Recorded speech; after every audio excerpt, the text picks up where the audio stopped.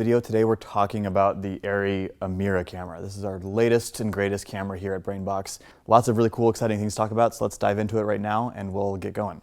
So just starting on the operator side here, people always ask, how do you turn it on? Power button is right here. Hold that down for a couple of seconds and it powers right up. You have your little LCD screen here that gives you general camera information. Under this little protective slot is where your memory cards are stored. The AMIRA takes CFast 2.0 cards. We have two of them loaded in here as well. You also have two USB ports for loading in custom user files or matching settings between cameras, or even loading on custom 3D LUTs that you might want to be sharing between cameras as well. You also have an Ethernet port here for doing Ethernet settings if you want to be controlling the camera on some sort of a local area network. You have two little antennas sticking up on the back of the camera. These are for Wi-Fi and Bluetooth. The camera does have Bluetooth, so you can monitor audio via like a Bluetooth headset if you really want to, as well as Wi-Fi controls for controlling the camera settings over Wi-Fi, which is pretty awesome. Obviously, the big red button is your record, start, stop. The camera also has pre-record functions, which means you can set pre-record buffer times where it will be constantly recording on a buffer like between 1 or 5 seconds. These are 4 user programmable buttons, but you actually have 8 button functionalities here. So with these top 4 here, like if you wanted to press user button 1, press it here. But if I want to press user button 5, I could then press what's kind of like a shift key down here, and then go up here and press 5, and then it would give me the action that was programmed to user button 5. So moving right along, we have the EI switch. This is your exposure index. It's also similar to being an ISO setting. Native ISO for the AMIRA is 800, same as the Alexa, which makes sense because they share the exact same sensor as the Alexa. 800 is pretty good, but you could also bump that up higher or lower depending on your shooting situation. And because this is an Alexa, because it's an Arri, bumping it up higher will give you more noise, but the noise is very organic, very clean, and you really don't start seeing noise until they get above like around 1600. Then you start to see a little bit, but even at that point, it's still fairly pleasing to the eye. So you can control the settings between 1, 2, and 3. Right now they're preset. Like if we look over on the monitor, you can see how it changes as I hit the switch between 1, 2, and 3. And up here on the menu screen, it's telling you as well. So my position 1 is set at 400, 2 is 800, and 3 is 1600. And like I said, you can go into the menus, customize those settings so that the switch can go through whatever 3 settings you like. Okay, so let's talk really quickly about white balance. That's your third user switch here on the bottom, WB, white balance. You have 4 settings. You can go ahead and program those to whatever white balance value that you like, or you can go down all the way to position number 4. Like for instance, you have position 1 set to like 3200 tungsten, position 2 set to maybe 5600 for daylight, position 3 to like maybe a cool daylight like 7000. And then you can go ahead and set number 4 to something called white balance tracking, and where the camera will try to adjust white balance based on whatever color temperature it's detecting in the frame image. You also have your auto white balance option. This button down here, go ahead and if you hit that twice, hit it once, then hit it a second time, and it'll go ahead and adjust your white balance based on what is in front of the camera at that moment. And that, like if you see over here on the monitor, I went ahead and hit that button, and it set my, it's on white balance tracking. Let me go ahead and put that back on a preset. So right now it's at a preset at 5290. If I hit the white balance tracking button twice, I'm going to pan the camera off so I can get a different value. And it went ahead and detected that should be about 5330. And you might be wondering what this number is here. This is a negative 0.8 cc. CC stands for color correction. By default, the CC value should be set to 0.0. This is going to basically just affect your magenta to green shift in the scene itself. I like to usually keep mine set at 0 just by default and do any more fine tuning in a post-production environment. But sometimes you might want to, if you're like shooting under fluorescence, you might want to shift it a little bit more towards the magenta side. So that's a useful feature as well. When you do the auto white balance calculation, it automatically tries to calculate this. Usually when you're doing a preset white balance, like a preset 3200 Kelvin tungsten or something like that, it will be at 0.0 by default. You can go into the menus specifically if you want to and dial in a specific color correction value if you need to. Okay, so you also have, right underneath your power button, you have a lock button. Pressing and holding down lock for a couple of seconds will go ahead and lock out all controls, all of these, as well as the controls on the viewfinder. That way you don't accidentally hit something while you're in the middle of a scene and mess something up. Holding that again for a few more seconds will disable it and turn it off.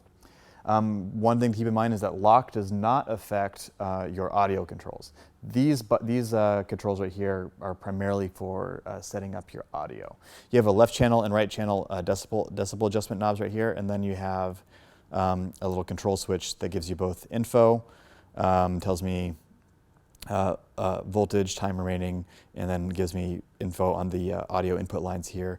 Then you have a channels 1 and 2 settings, channels 3 and 4 settings, and then a general setup menu where you can do things like test tone, enable or disable audio recording, and enable Bluetooth audio monitoring, and adjust like the brightness of the display as well if you need to turn that down if you're shooting in a nighttime environment or something. Gonna go ahead and turn this around. One of the best things about this camera is that it has built-in ND filters. You have 3 levels of ND. Right now it's set to clear. I'm going to go ahead and turn that down to 0.6. You can kind of hear the camera whirring as it's putting in place an ND filter. And it also has 2 more levels, a 1.2 and a 2.1. It takes it a second or two when you make that adjustment, but then it will lock it in. So that gives you really good control all the way up to 2.1 of ND right internally in the camera. So turning the camera back again so we can see the dummy side, we have more audio controls. So the AMIRA has 3 audio XLR inputs.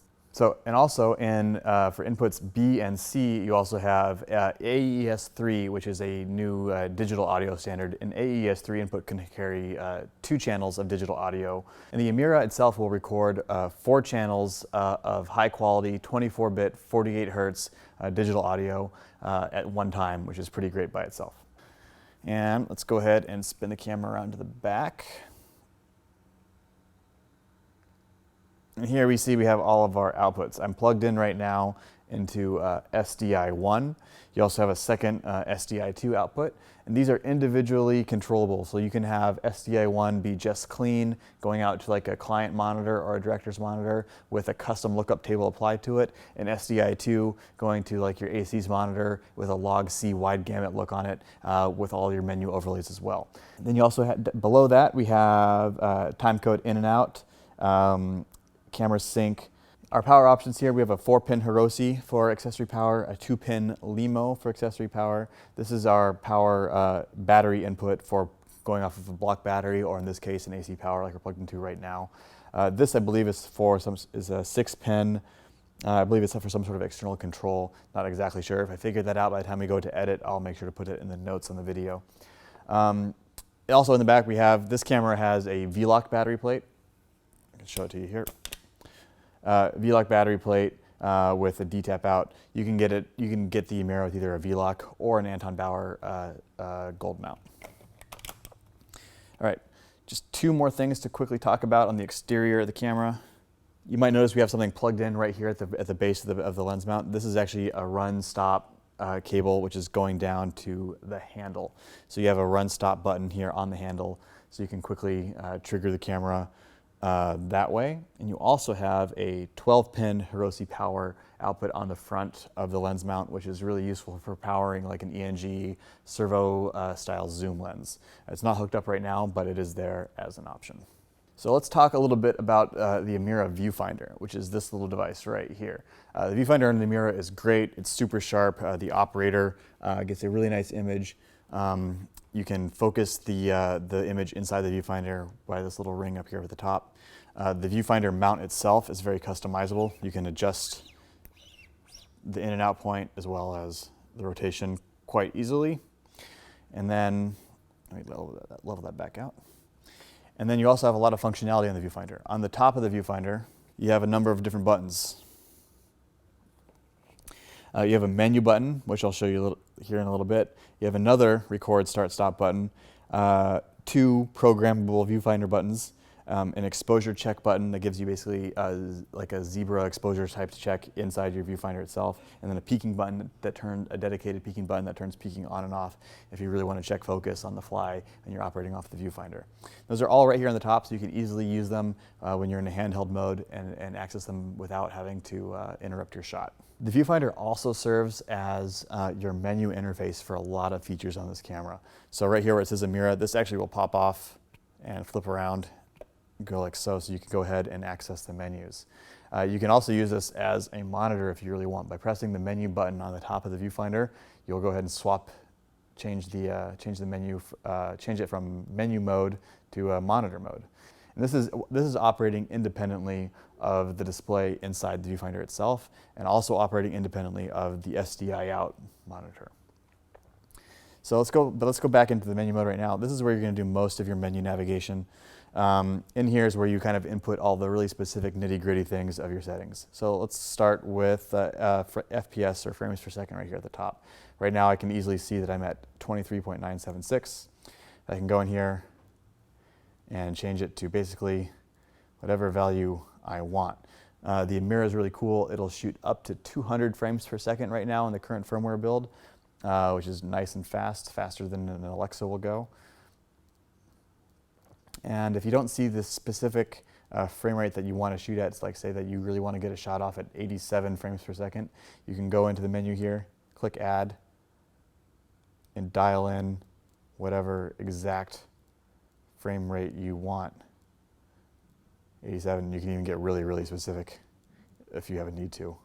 If you're doing like high-speed stuff under strobe lights or something, you can really dial that in. I'm going to go ahead and click back and not actually add that. This menu is really easy to navigate. You have buttons up here that quickly correspond with the on-screen menu to tell you what is going to do what and which function. A back button, a home button, and then a little dialing wheel that you use to find and select things. So let's go ahead and hit back there. You have a time code menu here. Gives you your project rate, options such as like record run, free run, non-drop frame, standard time code settings. So let's go into shutter angle right now. Shutter angle is set, that little icon up there shows that it's being controlled by the switch. Right now the user switch is set to control shutter angle, 90 degrees, 180 degrees, 270 degrees. I could go ahead and set this and dial in specific shutter values that I like. I can switch the units from angle to time if I really wanted to, or I can add new shutter angles and dial in specific values that I want to have in there if I'm trying to get a really specific shutter angle to match. So far everything's pretty self-explanatory. Same thing with EI, exposure index, which is your ISO. Right now this is going to control the ISO settings on the exposure index user switch right here. Quickly can go through here, set it to wherever I like it. See, the max it'll go up to is 3200, which would be a little bit noisy, but like I said, the AMIRA stays pretty clean even up to like around 1600. Some people's tolerances might even be able to tolerate it up to around 2000 ISO. As I mentioned earlier, white balance is here where you can set preset white balance values, dial them into whatever you really like. And you can also change things like, if I go into add, I can change specific things like our green, magenta, green tint. The look menu is pretty interesting. The look menu is where you determine what look is being applied to all the different camera outputs that you have going, as well as what look is being recorded to your internal media. So if I go into here, I can see that my look right now is Rec 709, and it's being but that I'm actually recording into log C, which log C is the high dynamic range, wide gamut log style recording mode that the AMIRA has, which is what you really want to shoot in if you want like the most possible latitude in your image, so that your colorist or your editor can really push the envelope with your footage. But if I wanted to, I could go in here and go ahead and change my recording to the look, and that's going to have me recording with whatever look I have set currently in the menu, which right now is set to Rec 709. But I can go ahead and change that if I want. If I go ahead and click the set button, I can change from Rec 709 to all these nice preset looks that the Arri has loaded on here for us.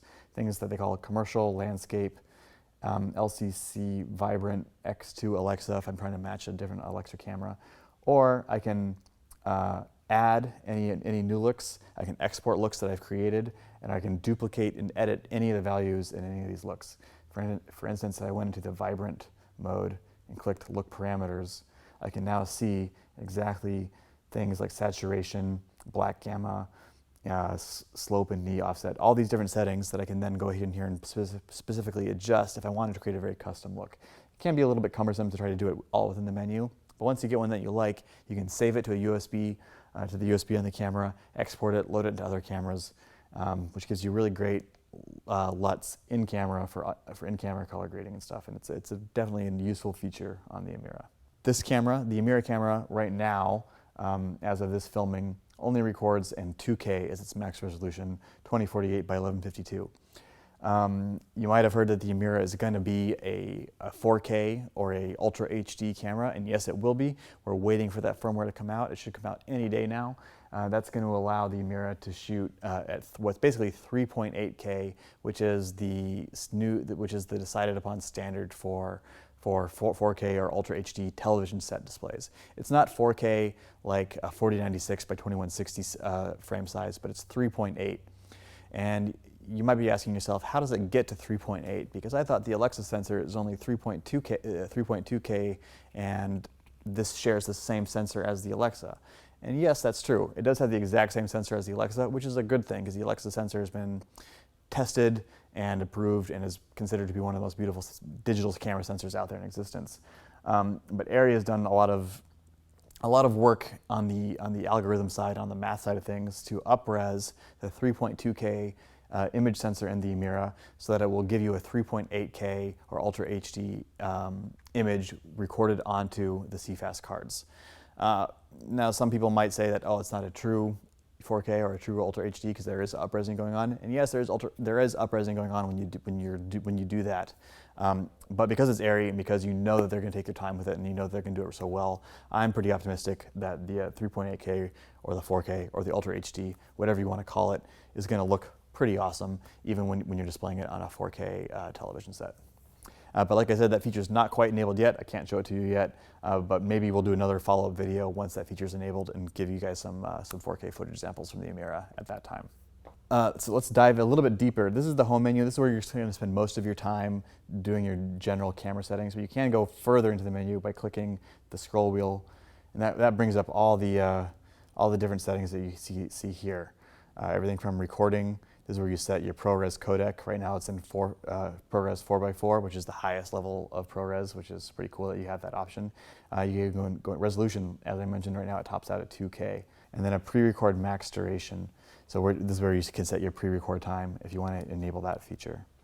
Media lets you either erase the cards completely or just delete the last clip on the cards. And it tells you which card, by that little triangle, which card you're currently recording onto.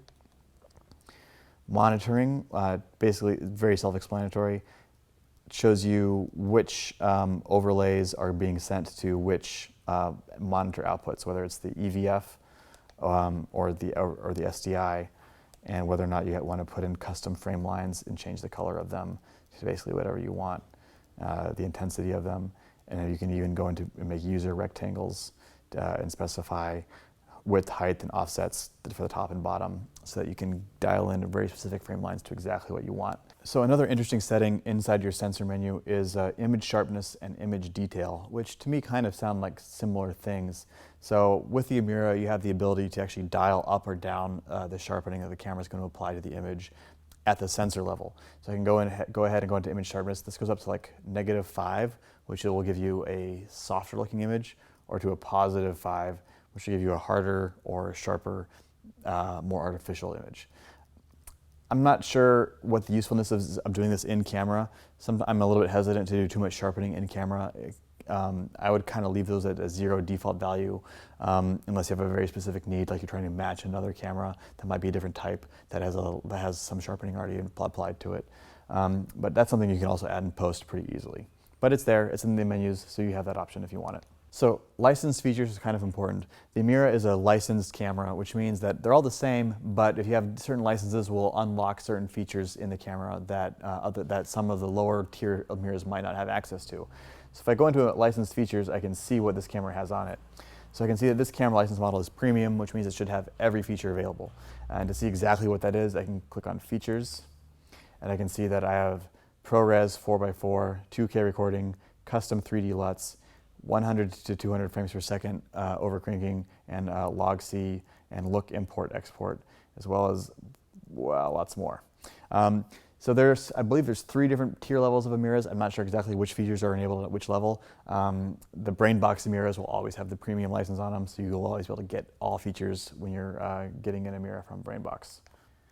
Metadata is pretty useful as well. Metadata will automatically add this metadata into your clips, where you can put in things like production name, production company, director, cinematographer, operator, even things like location and scene number. Location, scene number, take number, as well as 2 blank user info spots where you can type in custom notes. So like if you wanted to make sure that this camera was doing a specific pickup shot off location from a different place, you could write that in there in the user info notes. And that data, that metadata lives with the clip, so that the editor will always have access to it and know exactly what clip specific notes that you might have for editorial that you don't want to necessarily write down in your journal. You can put that directly on the camera itself, so that they will never get lost. So that basically sums up the menus for the AMIRA. This camera is evolving. More firmware is expected to come out soon with new features, and I'm sure Arri will continue to update it as the years progress. But right now, as of the end of January 2015, this is about as up-to-date as it gets.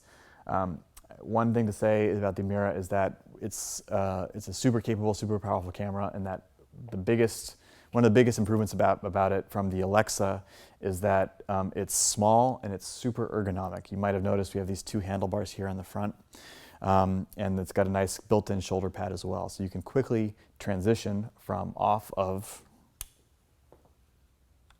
let me just show you really quick. I'm going to unplug the battery and the monitor. You can quickly transition from off of the tripod onto your shoulder, and it will fit your shoulder really nicely. And the ergonomics are excellent. And right here, you can see on my fingertip, I have run, start, stop available. And I gotta say, Arri did an excellent job with their ergonomics. Like, the camera just feels like a natural extension of you. It balances really nicely on your shoulder, better than pretty much any camera out there. It feels hefty, so that you're not going to get swinging, or you're not going to get a lot of shaky cam, because it's got enough heft to it, but it's not so heavy that it's going to wear you out after a full day. Okay guys, thanks for watching the AMIRA video. Time to shamelessly self-plug our services. You can always rent the AMIRA right here at BrainBox Cameras, and if you're not here in LA, we can actually ship it to you, to your location, and we try to have pretty much the best rates for these cameras that you'll find anywhere. It's a great camera. I really encourage you to check it out. If you have more questions that we didn't answer in this video, feel free to leave them in the comments. I'll do my best to get to them and answer them in due course. And until then, happy shooting.